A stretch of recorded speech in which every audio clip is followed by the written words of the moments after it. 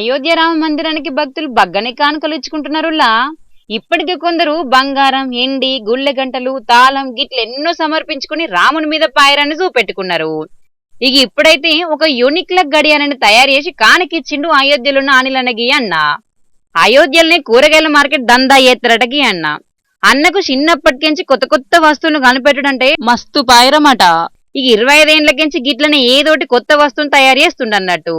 అయితే రాముని మందిరంలో కూడా మంచి గోడ గడియారాన్ని తయారు చేయాలని అనుకుండట. మళ్ళా గది కూడా యూనిక్ లాకు అంటే ప్రత్యేకమైన డిజైన్ తోని గోడకు పెడితే అందంగా ఉండాలని ఆలోచన చేసి ఈ గడియారాన్ని తయారు చేసిండట. మొత్తం 7 దేశాల టైంను ఒకటే మల్క చూపెట్టేటట్టు ఈ గడియారాన్ని తయారు చేసి గుడికి కానికిచ్చిండు గిట్లా. అంటే బయట దేశాలకించి చూద్దాం అయోధ్యకు భక్తులందరూ వస్తారు కదా, అందుకే అన్ని దేశాల టైంలో నచ్చేటట్టు తయారు చేసిండు అన్నట్టు. గుళ్ళె పనులన్నీ పూర్తయినాక ఈ గడియారాన్ని లోపల పెడతారట. ఇక ఈ వీడియోలు సోషల్ మీడియాలో వైరల్ అయ్యే వరకు అన్న టాలెంట్ ను తారీఫ్ చేసుకుంటూ కామెంట్లు పెడుతున్నారు చాలా మంది.